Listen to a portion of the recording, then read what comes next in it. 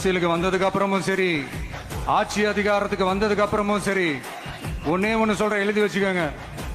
இதுக்கு முன்னாடி இருந்தவங்க மாதிரியோ இல்ல இப்ப இருக்கிறவங்க மாதிரியோ ஊழல் செய்யவே மாட்டான்.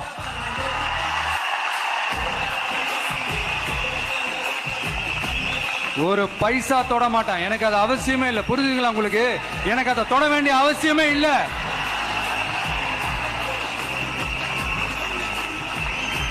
ஒரு துளி ஊழல் கரை கூட படியவே படியாது, படியவும் விட மாட்டான்.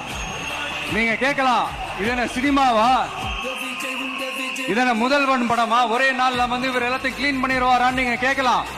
ஓகே, பிராக்டிகலா அது பாசிபிள் இல்லதான். But it is a process, right? It is a process. இப்படி எதுக்குமே ஆசைப்படாத ஒருத்தன் அரசியலுக்கு வரான் அப்படின்னா, அவன் கண்ணு முன்னாடி ஏதாவது ஒரு தப்பு நடக்குது அப்படின்னா, அவன் கண்ணு முன்னாடி ஏதாவது இந்த மாதிரி ஒரு ஊழல் நடக்குது அப்படின்னா, அதை பார்த்துக்கிட்டு அவன் சும்மா இருப்பான்னு நினைக்கிறீங்க?